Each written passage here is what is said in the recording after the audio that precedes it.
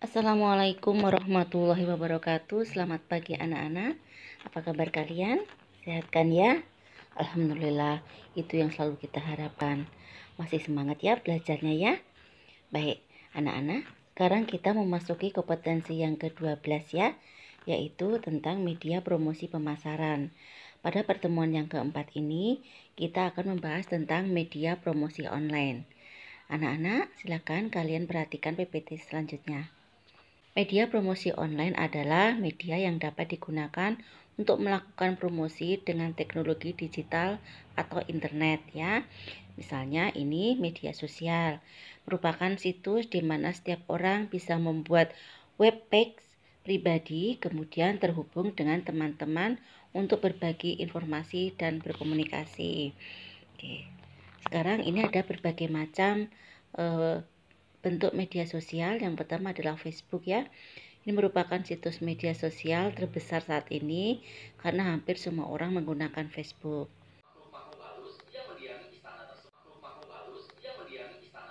Ini manfaat Facebook. Yang pertama, sebagai tempat untuk mencari teman. Selain itu juga kita bisa juga mencari teman yang sudah lama ya. Kemudian tempat informasi atau tempat promosi bisa menjadi media promosi yang sangat efektif. Yang ketiga, tempat diskusi. Salah satu fitur di situs jejaring sosial ini adalah grup yang berfungsi sebagai forum. Anda bisa berdiskusi tentang apapun. Seterusnya, sebagai tempat untuk menjalin hubungan ya. Kemudian yang seterusnya adalah sebagai tempat belajar dan bermain. Di samping bermain di Facebook juga bisa digunakan untuk mempelajari ilmu-ilmu yang belum pernah kita temukan sebelumnya. Ini kelebihan dari Facebook, yaitu bisa penggunaannya Facebook sangat mudah. Kemudian bisa digunakan untuk media bisnis online, bisa untuk mengupload gambar, bisa juga membuat album foto. Kemudian terdapat aplikasi chat yang bisa berkomunikasi. Kemudian yang bisa untuk membuat atau bergabung dengan grup kesukaan, misalkan hobinya sama, bisnisnya sama, dan pertemanan yang memungkinkan pembagian informasi lebih spesifik, mudah, dan tepat sasaran. Kemudian kekurangannya seringnya Facebook itu berubah tampilan, kerap membuat pengguna bingung. Kemudian layout yang tidak bisa diganti. Kemudian alur informasi masih kalah cepat dengan Twitter. Twitter ya, media sosial ini hanya menampilkan pesan saja, bisa sebanyak 140 karakter, tetapi sangat efektif dalam menyampaikan pesan yang penting dengan singkat. Twitter ini merupakan layanan microblogging yang dimiliki dan dioperasikan oleh Twitter Inc. ya. Kemudian ada kelebihannya, menjangkau tidak hanya antara teman, tetapi komunikasi antara artis dengan fansnya menjadi lebih mudah.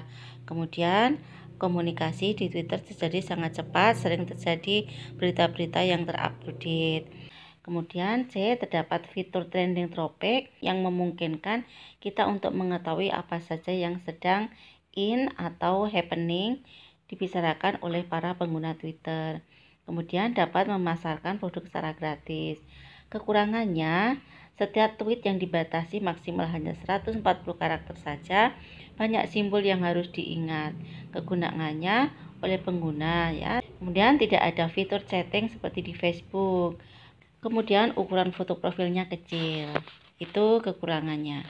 D, WhatsApp dan lain. Situs ini adalah tempat mempromosikan produk dengan mengirimkan broadcast dan mengunggah foto produk ke dalam status WA. Kemudian ini langkah-langkah yang dilakukan dalam memilih media sosial untuk mempromosikan produk ya.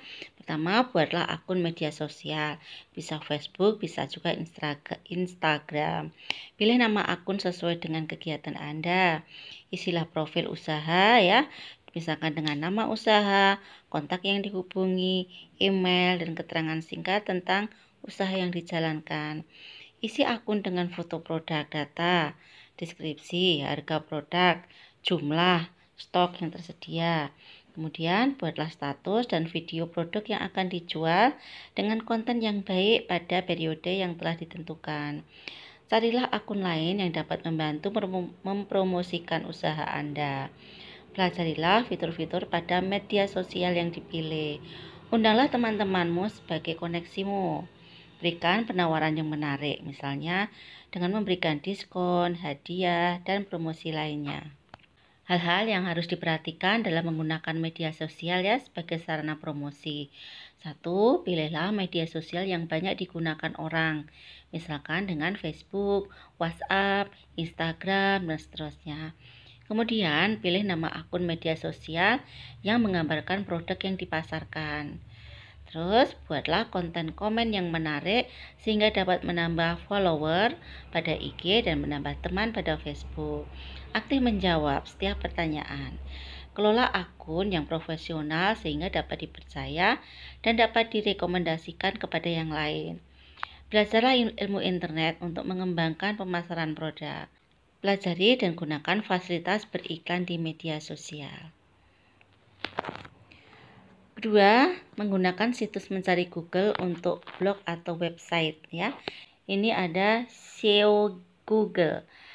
SEO sebenarnya adalah singkatan dari Search Engine Optimization atau jika diartikan bermakna optimasi mesin pencari.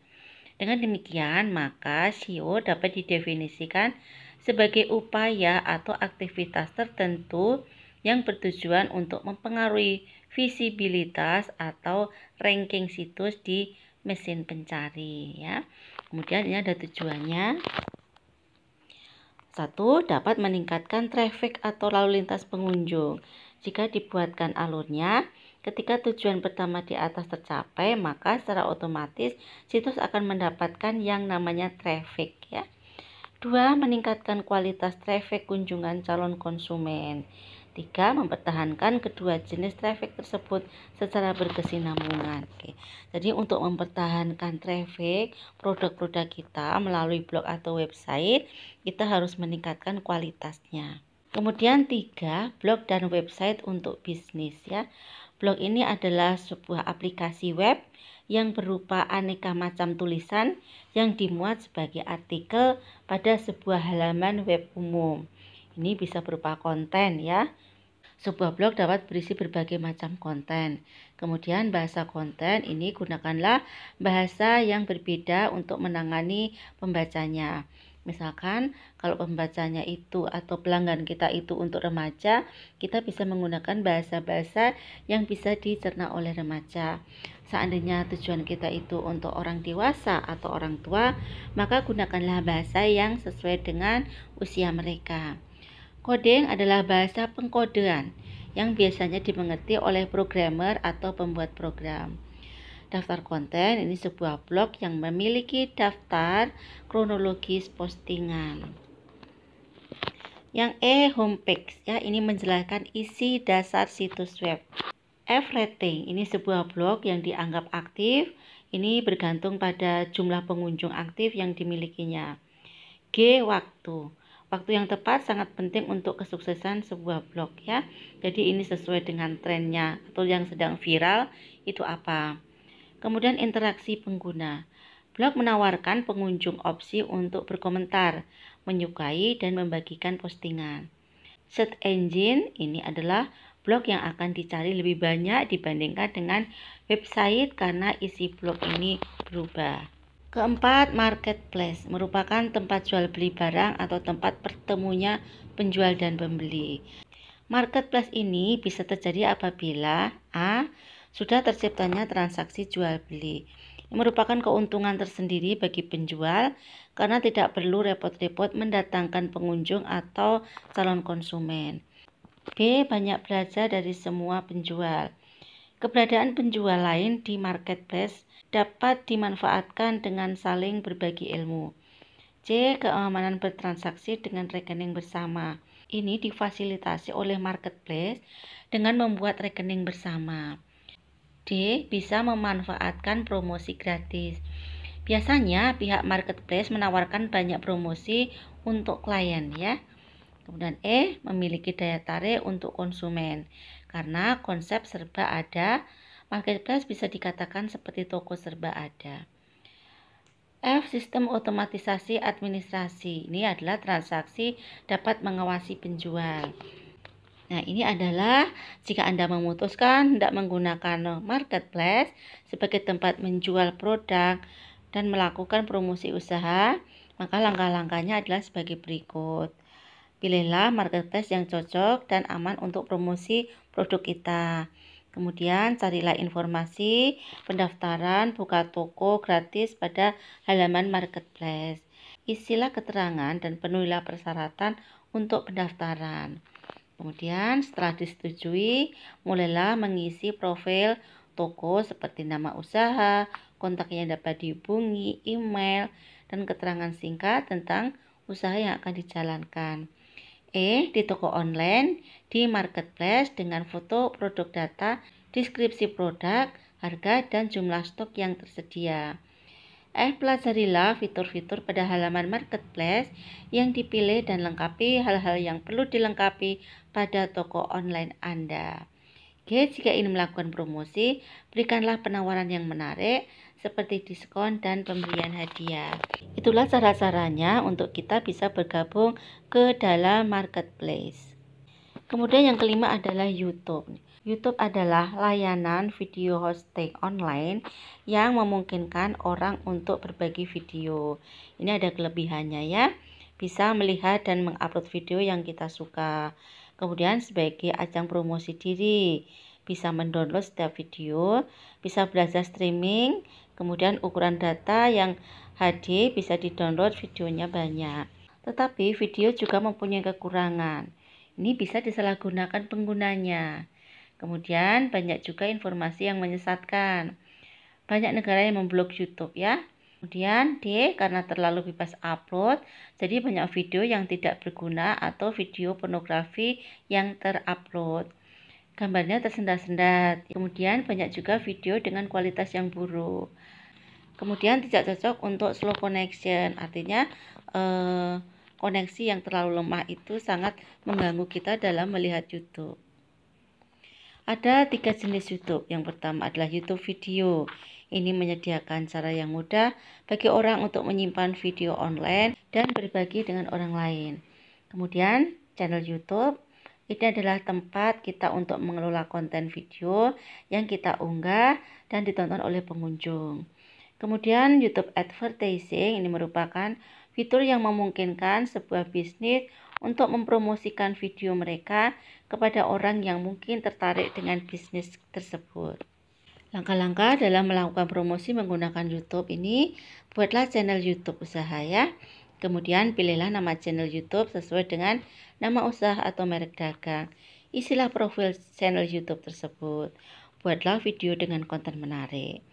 Jaga konsistensi unggahan video, minimal 1 video per minggu, dapat like, komen, dan subscribe. Pelajari trending topik dan berbagai hal lain untuk meningkatkan jumlah subscribe dan penonton video. Dengan video ini kita bisa mempromosikan barang-barang produk kita yang kita hasilkan ya. Asalkan kita rajin untuk menguploadnya setiap minggunya, setiap perkembangan-perkembangan apa yang terjadi dari produk-produk kita selalu kita up to date. Itu adalah cara-cara kita untuk memasarkan produk-produk kita melalui internet. Anak-anak, demikian tadi materi yang Ibu sampaikan tentang media online. Ibu yakin kalian semua sudah mempunyai akun Facebook, kemudian Instagram, bahkan YouTube ya. Hanya pesan Ibu, silakan kalian untuk menjaga kualitasnya. Silakan kalian upload semua produk-produk Anda untuk memasarkannya melalui online. Untuk tugasnya, silakan promosikan produk yang kalian buat dan melalui YouTube. Kemudian durasi waktunya 2 menit, kirimkan linknya ke Classroom. Untuk materi pagi hari ini Ibu akhiri. Assalamualaikum warahmatullahi wabarakatuh. Selamat pagi.